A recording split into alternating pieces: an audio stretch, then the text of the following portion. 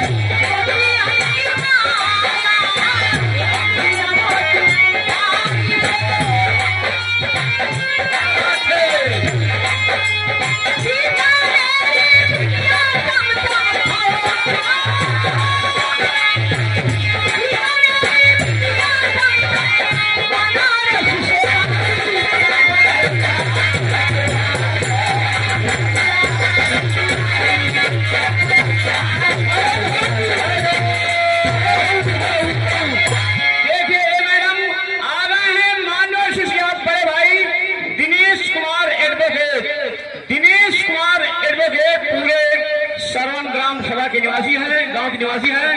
वकील साहब की तरफ से पार्टी को 51 पुरस्कार और वकील साहब को पार्टी की तरफ से बारम्बार नमस्कार। और आगे आदरणीय बड़े भाई हमारे सम्मानित मास्टर साहब नौटंकी नाच आजमगढ़, नौटंकी नाच आजमगढ़ यूट्यूब चैनल अंगद कुमार सखियो आजमगढ़, उनकी तरफ से 51 रुपए का पुरस्कार और उनका मोबाइल नंबर है 88 53 40 49 26।